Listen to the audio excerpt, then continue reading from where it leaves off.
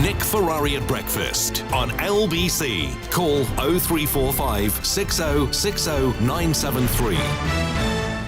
10 minutes to 8 is the time, continuing to make life tough to feed the great Russian bear. From burgers now to aircraft, Russian aircraft belonging to certain individuals could be taken from the UK register. Here with details is keen aviator and Transport Secretary Grant Shapps. Mr. Shapps, what exactly is happening? Good morning.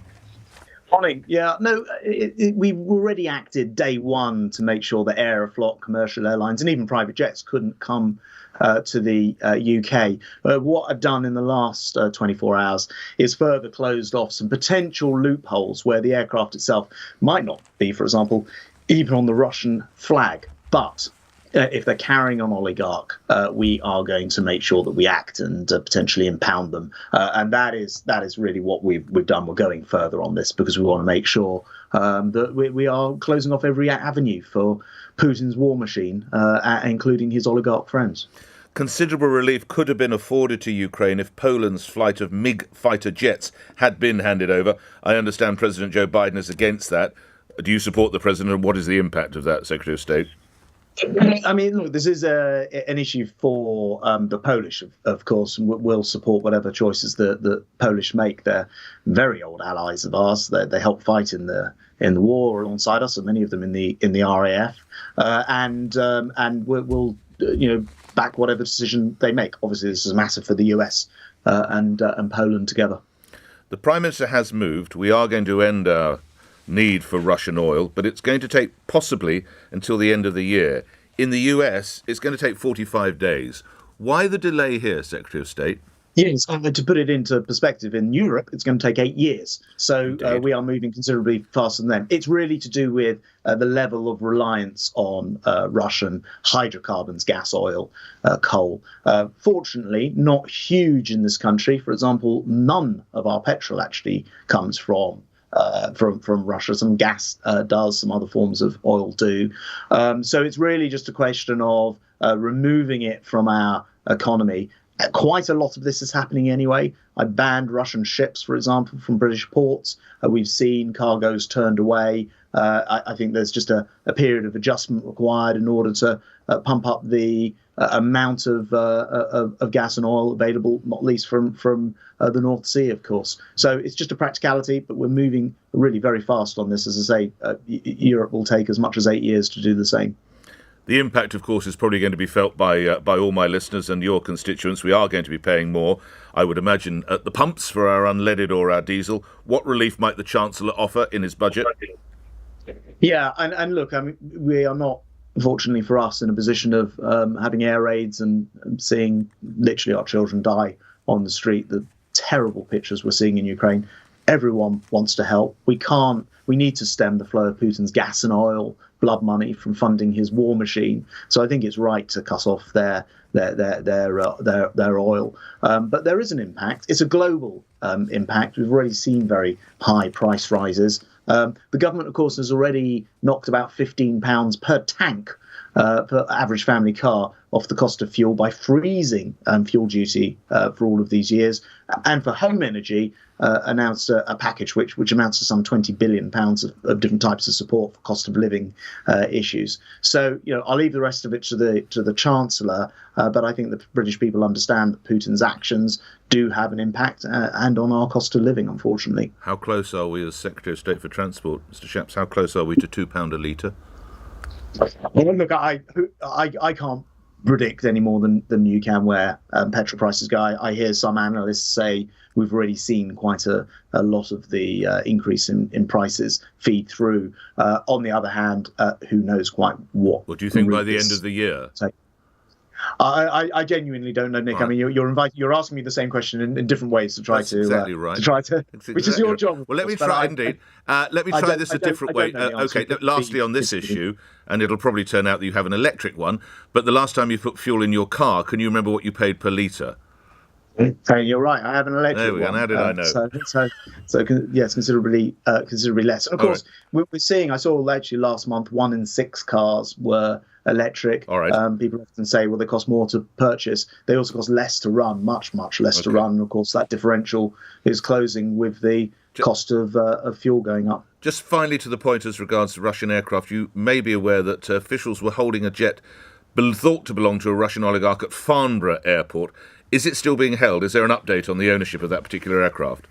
Yeah, I've been holding it there. Actually, we know that it isn't a Russian company that holds the aircraft. It's a rather Luxembourg-registered aircraft. We are carrying out further checks before releasing it, and what we won't do is allow any Russian oligarchs to pass on that jet when it does eventually go. So it's still being held, just to clarify? For the time being, that's correct. OK. One area where there seems to be growing criticism of the government is the offers being made to refugees seeking. You talked about everyone wants to help, and you rightly pointed out the graphic images we see. My understanding is that of 22,000 Ukrainians who've applied for visas in the United Kingdom, 760 have been approved. That compares rather unfavourably with Ireland, 2,200. Why such lamentable progress, Mr. Shapps? Yeah, well, first of all, I just want to. I mean, everyone wants to sort of wrap our arms around and help. That's absolutely true. Patel does, but anyway, go on. Well, I sorry, that's just, it's not, she actually, I think she does. This country has provided the most country of any nation in the world to Ukrainian humanitarian support, £400 million from the government, from taxpayers, plus the private Indeed, but safe refuge is the point I'm making. Yeah, no, that's true. Here's an interesting thing. I don't know your lineage. Let me just. Sorry. I don't know your lineage, but I would imagine with your family name, it possibly is not starting in England. Neither is mine. Neither is Priti Patel. If we look at it, where is the welcome that used to be extended by the United Kingdom to your relatives, to my grandfather, and to Priti Patel's family? My great grandparents came from exactly the same region, from Russia, from Poland, from Lithuania. So and sought safe refuge here when they were chased out. Well, God bless them, but they wouldn't get it today, would they, Mr. Shapps? And it's not acceptable. That's not the case. Let me just answer your question in full. First of all, we are extending to up to 200,000 Ukrainians through the extended family scheme with a very broad definition of family, so it can be aunts and uncles, for example. A very warm welcome to those people. 22,000 have applied, 760 have been granted so far. You'll see that number expand very quickly because we've made a lot more appointments available throughout Europe to get that visa. There were only 800 available a day. We've made 6,000 available now. So you're going to see that expand very quickly. There's a second sponsorship route for people without family ties that we'll be bringing in without specific limits on it. So we will see people come here. I think your listeners, though, will agree that we do want to know who is coming to the country. We've got, it's not beyond Putin to send people here to cause trouble. Mr. Shapps, are you honestly telling me that a young mother cradling a baby with another infant holding her hand is a Russian sleeper who's come to Salisbury to poison people? Are you honestly suggesting that, Mr. Shapps? No. Right. No, so let's get a bit of logic in. We have a Home Secretary. Hold on, Nick. We do still need to know, in order to, if apart from anything else, provide assistance, provide a welfare to help people. We do need to know who is coming into the country, and you and your listeners will accept indeed, that. Of course, so it's I important want the safety, that we. Of course.